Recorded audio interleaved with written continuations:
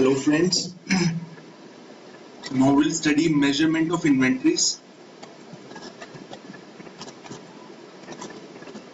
or valuation of inventories. This is the crux of AS2, most important topic. So inventories, if we go to the bare language of the accounting standard, para 5, we see it's written here, inventories should be valued at the lower of cost and net realizable value. So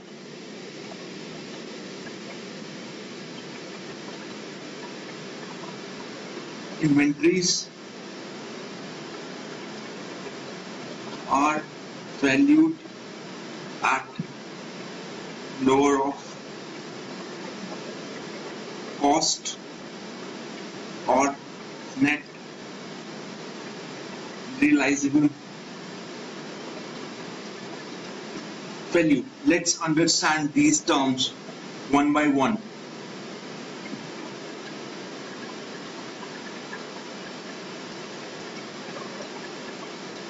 What is cost?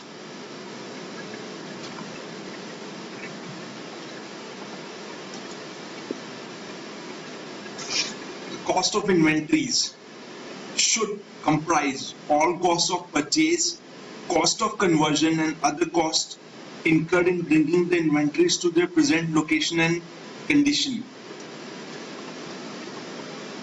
Cost of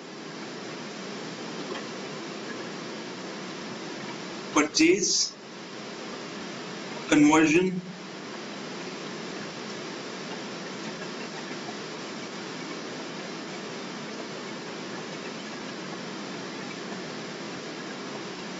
other cost in bringing the inventory to the present location and condition.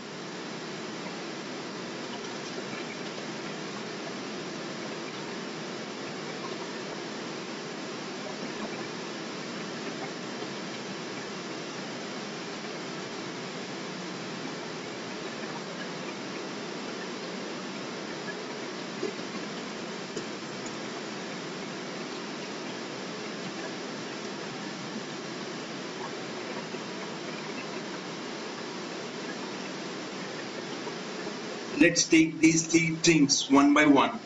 So let's take the cost of purchase first.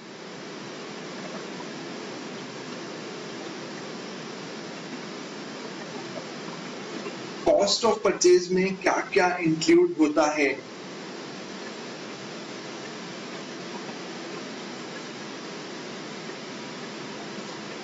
Right.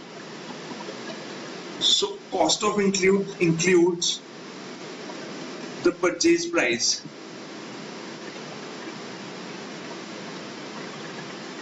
It includes the duties and taxes.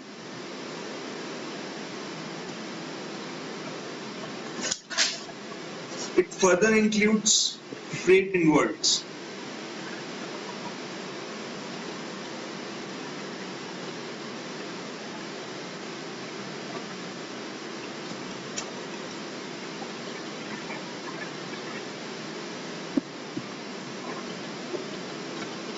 Other expenses directly attributable to acquisition.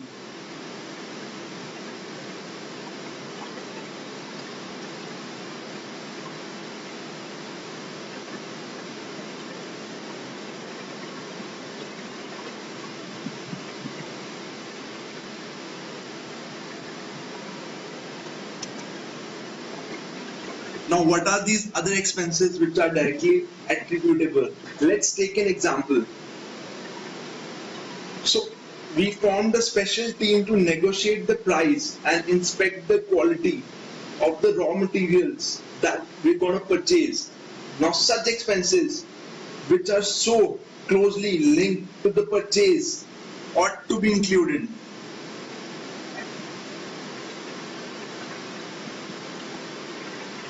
Example, special team formed to negotiate price. So ऊपर हमने पढ़ा that duties and taxes are included in the cost of purchase, but we are talking about net duties and taxes. So what we need to deduct here is any rebates from government, any drawback, any CAKart credit. So when we are talking about the cost of purchase, we can present the whole of equation something like this. The cost of purchase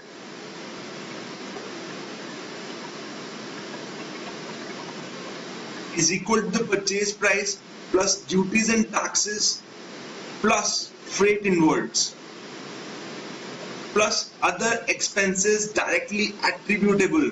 We took an example of other expenses directly attributable. So we took an example. Such expenses could include a special team formed to negotiate the price. These are very closely linked to the purchase of raw material and would form part of the cost. Lastly, we need to minus any rebate from government, drawback and send VAT credit.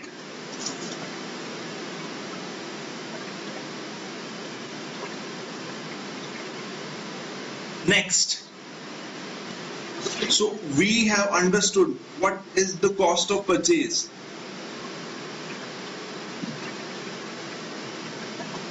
Let's take a simple example.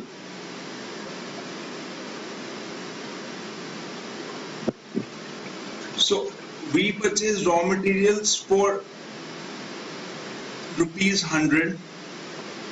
इस पे taxes लगे ₹10 के. CAKart credit था ₹3 का.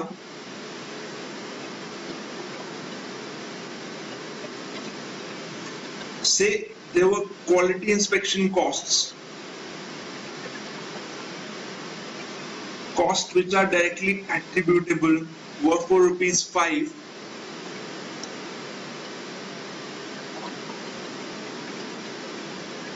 And freight inward was ₹2.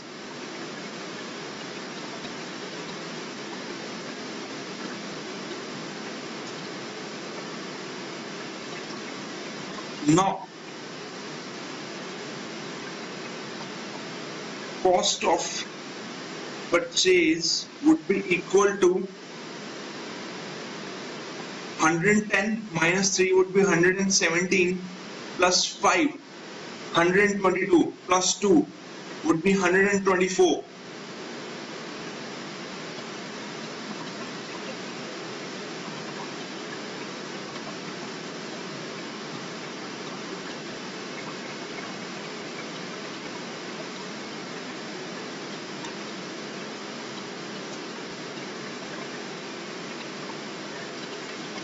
Right, so we have covered all these aspects which we've been talking about here.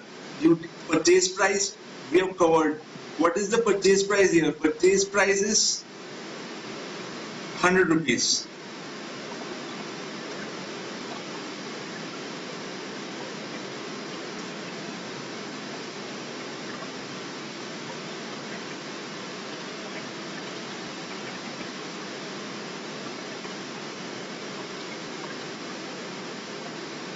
Then we have talked about taxes, rebates, and VAT credit that would get subtracted.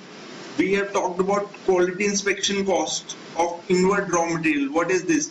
This is the cost which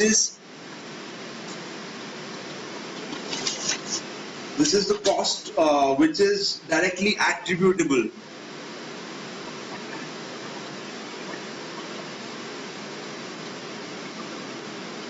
And we've also talked about freight inwards. 2, and this is our total cost 124. Now let's talk about cost of conversion. What all does cost of conversion includes?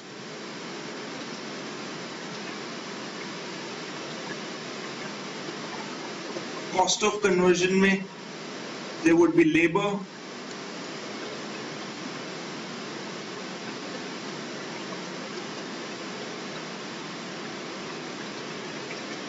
and production overheads.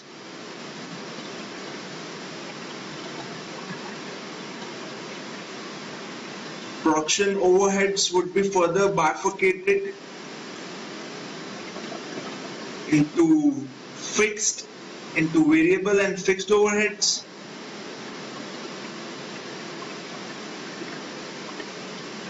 Variables would be as per actual, and fixed is something we need to go into further detail. Normally, fixed overheads are absorbed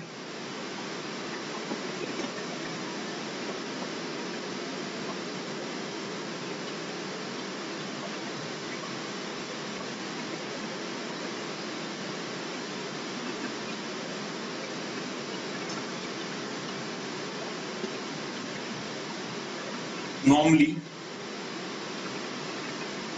fixed overheads are absorbed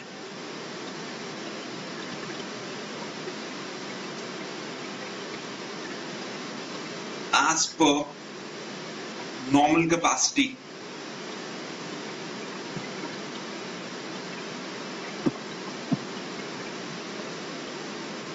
So what are we trying to say here? Say our fixed overheads are 1 lakh rupees and normal capacity is 10,000. So the fixed overhead rate is rupees 10. Say in a particular year we produced 9,000 units. Now we would not inflate fixed overheads. What I'm trying to say here is fixed overheads would not be 1 lakh divided by 9,000.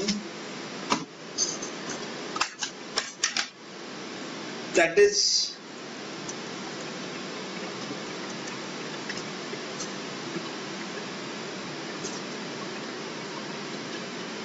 11.11. This is wrong. Fixed overheads would be rupees 10 only, irrespective of the number of units produced. Yes, but there's a condition here.